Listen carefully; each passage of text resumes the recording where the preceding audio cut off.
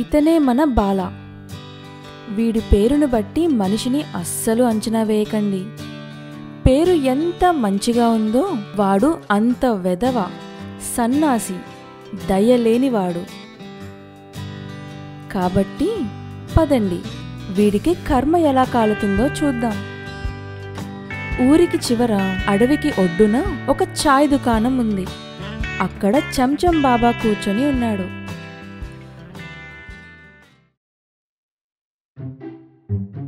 వీడు మనిషా లేక రాక్షసుడా? ఒక మూగజీవిని ఎంత కష్టపెడుతున్నాడు. వీడికి రోజు అదే పని బాబాజీ. కాసేపు ఆగండి, ఇటువైపే వస్తాడు వాడు.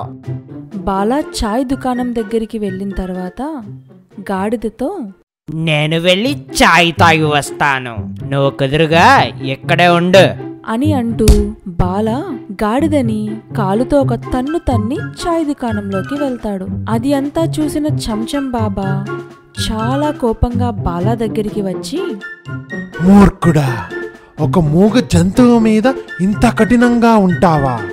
నీకేం బాధ?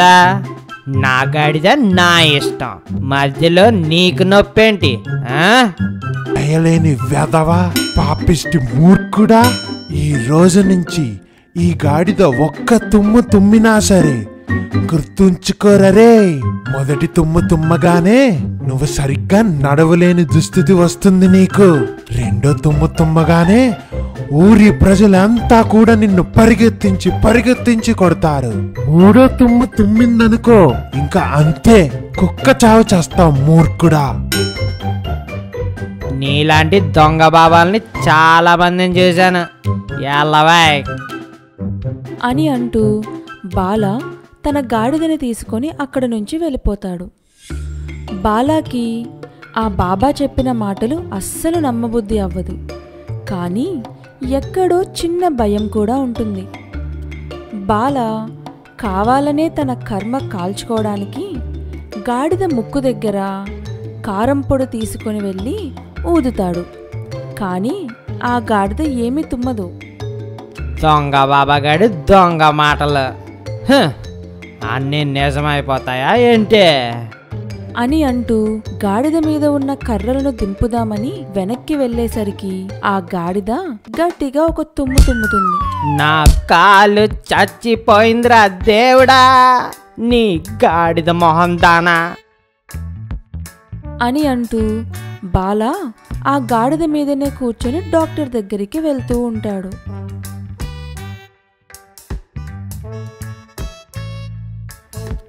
డాక్టర్ దగ్గరికి వెళ్లే దారిలోనే గాడిద ఆ కారం మంట వల్ల మళ్ళీ తుమ్ముతుంది. ఆ గాడిదకి ఒంట్లో బాగోలేనట్టుంది, అయినా సరే వెదవా దాని మీద కూర్చుని వెళ్తున్నాడు చూడు. అసలు జాలేదు వీడికి, పదండి వీడికి బుద్ధి చెప్దా అని అంటూ కొంతమంది ఊరి ప్రజలు అంతా కలిసి కోపంగా బాలా వైపు వస్తూ ఉంటారు. ఆ బాబాగాడు నిజమే చెప్పినట్టున్నాడు.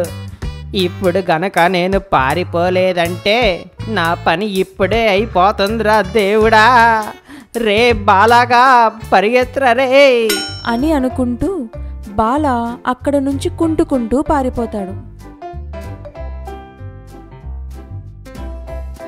మరుసటి రోజు ఉదయం,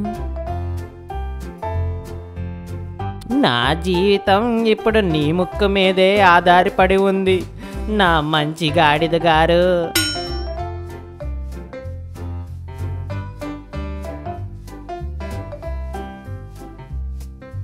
అని అంటూ బాల అప్పటి నుంచి ఆ గాడిదని చాలా చక్కగా చూసుకోవడం మొదలు పెడతాడు. బయట బాగా ఎండగా ఉంటే నీడలోకి తీసుకుని వచ్చి ఉంచేవాడు. వర్షం పడింది అంటే తను బయట వర్షంలో ఉండి ఆ గాడిదని చక్కగా ఇంట్లో ఉంచేవాడు. అలా ఒకరోజు బాల తన గాడిదతో అడవిలో నుంచి కట్టెలు తీసుకొని వస్తుండగా చాయ్ దుకాణం దగ్గర మళ్ళీ ఆ బాబాజీ కనిపిస్తాడు.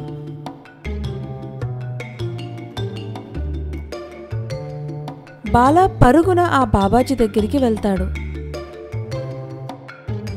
బాలా, నీ గాడిద తుమ్మపోతుంది రాయ్.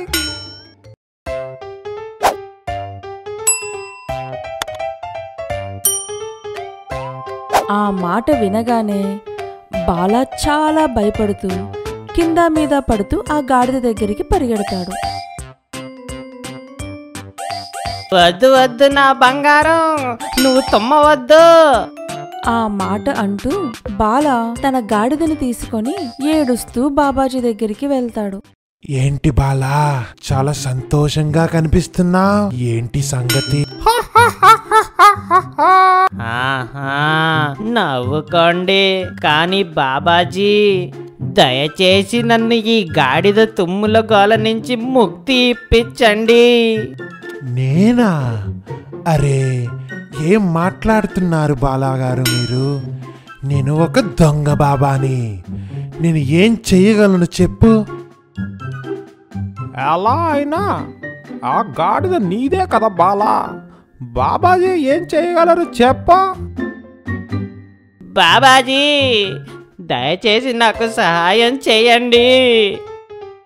కానీ మన చంచం బాబా ఒక దొంగ బాబా కదా. జై, నువ్వు నర్మే బాబా.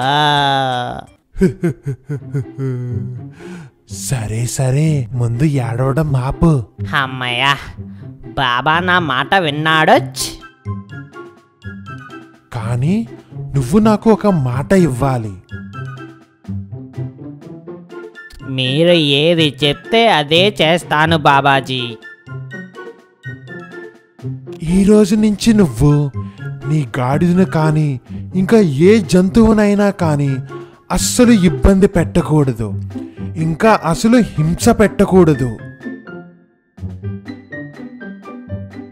నేను మీకు మాటిస్తున్నా బాబాజీ, ఈ రోజు నుంచి నేను ఏ జంతువు జోలికి వెళ్ళను అని బాలా చెప్తుండగా చాయ్ దుకాణం వాడు ఆ గాడిదని ఏదో కెలుకుతాడు. అంతే, గాడిద కోపంతో బాలా వెనుక పడుతుంది.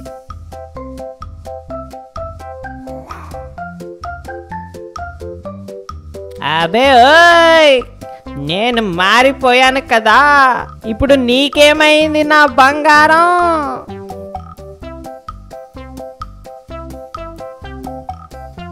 బాబా ఇంకా చాయ్ ఓనర్ బాలాని చూసి చాలా నవ్వుతారు.